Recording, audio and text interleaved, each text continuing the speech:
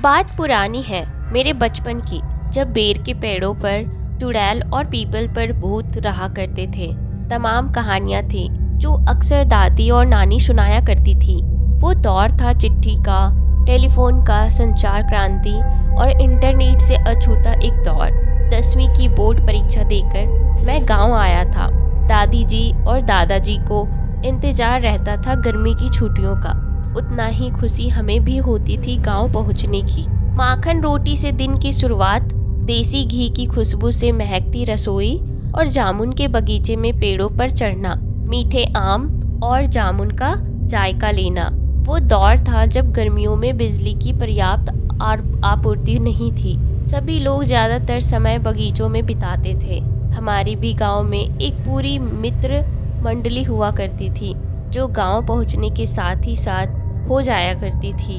सुबह कुएं से पानी निकालकर दिव्य स्नान के साथ ही दिन की धमाकेदार शुरुआत हो जाती। 10 बजते बजते दादी घर के भीतर आने को आवाज लगाती। दादाजी दालान में रेडियो सुनने में व्यस्त हुए। इधर हम सभी दोस्त फुर्सत में दोपहर में पेड़ों की सबसे ऊंचाई डालों पर ठिकाना बनाना और फल खाना, दुनिया भर की मस्ती।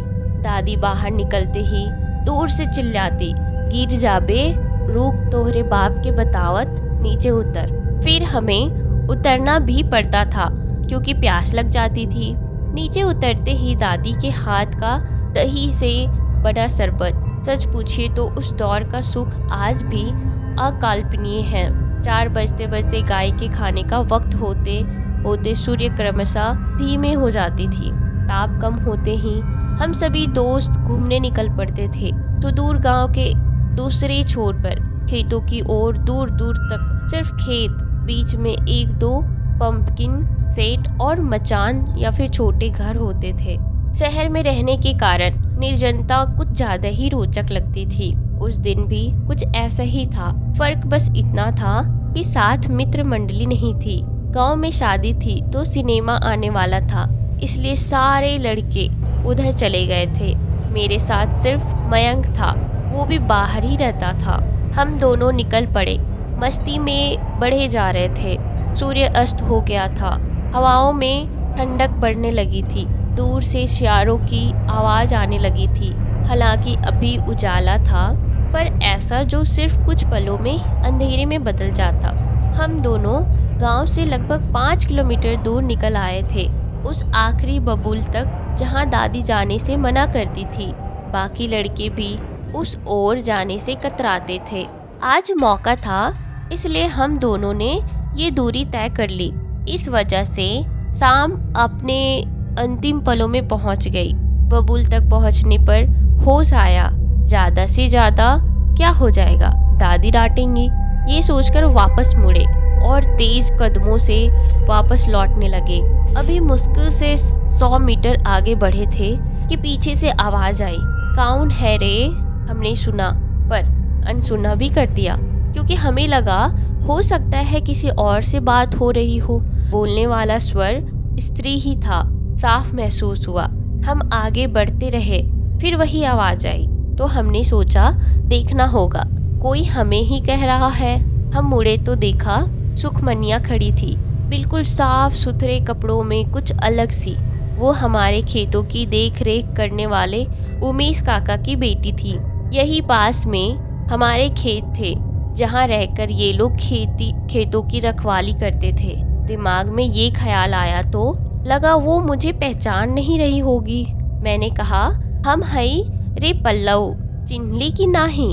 अभी मैं कुछ और कहता कि उससे पहले ही वो बोल पड़ी, एहा काहे आयल रहे, एहर मत आवल कर। आगे बढ़ते हुए उसके ये शब्द कानों में पड़े तो गुस्सा आया। इसकी इतनी हिम्मत, पीछे मुड़े तो देखा दूर दूर तक कोई नहीं। आवाज भी दी पर कहीं से कोई जवाब नहीं। मुझे लगा वो डरकर छुप गई हो। वैसे भी घर पहुंचने की जल्दबाजी थी तो तेज कदम से चलते हुए घर आए। घर आते ही दादाजी ने खूब डांटा। डांट से बचने के लिए दादी को आवाज दी, भूख लगी है। दादी बोली, हाथ पाँव धो ले, खाना तैयार है। जल्दबाजी में हाथ धोकर मैं और मयंक सीधे दादी के पास पहुंचे। खाना खाया। उठते हुए दादी से कहा, दादी वो सुखमनिया हमको कौन है रे बोल रही थी। दादी ने हैरानी से जवाब दिया, कौन सुखमनिया? मैंने बोला, अरे उमेश काका की बिटिया। दादी, वो तो मर गईल रहे, तू कहाँ गईल रहे? दादी ने बात अधूरी रखकर सवाल किया। जवाब में मैंने बताया, बबुल वाले खेत की तरफ। लेकिन दादी वो हमसे ऐसे काहे बात की? दादी सहमते हुए बोली, ओ ना होई रे तो के भरम हो गईल बा। मैंने बोला, नहीं दादी वही थी, हमारे सामने खड़ी थी। दादी, लेकिन ओ तो मर गईल बा, का कुछो कहिल तो उसे? हाँ कही थी ना, इधर मत आना। दादी ने बोला, अब कभी तोहार मत उधर मत जाया कर बचवा, शीतला माई रक्षा कईल तोहार, कहकर दादी ने गले लगाकर रोने लगी। ये सुनकर मुझे पहली बार डर लगा। मेरे साथ गया मयंक सुनकर बुरी तरह डर गया। दादी जी उसे घर छोड़कर आए। वो पूरी रात बुखार में रहा, बाद में पागल हो गया। वो अब गांव पे ही रहता है। कोई भी नजर आए तो सिर्फ यही पूछता है, कौन है रे? जमाना बिल्कुल बदल चुका है, ये बातें फिजूल है सभी के लिए। फिर भी उस रात जो मैंने देखा और महसूस किया कभी भी नहीं भूल सकता। ये बातें अभी लिख रहा हूँ तो रोंगटे खड़े हैं। सुखमनी और मयंक दोनों के चेहरे नजर आ जाते हैं। भूत है या नहीं, बड़ा विमर्श है। क्या रहस्य है कोई नहीं जानता, पर मैंने जो देखा वो कभी भी नहीं भूल सकता। अगर आपको ये स्टोरी अच्छी लगी तो मेरे चैनल को सब्सक्राइब ज़रूर कीजिएगा। और अगर आप भी इस टाइप की स्टोरीज़ लिखते हो और आप चाहते हो कि आपकी स्टोरीज़ को मैं आवाज़ दूँ, तो आप मुझे इंस्टाग्राम पे मैसेज कर सकते हैं। मैं डेफिनेटली आपकी स्टोरीज़ को लोगों तक पहुँचाऊँगी।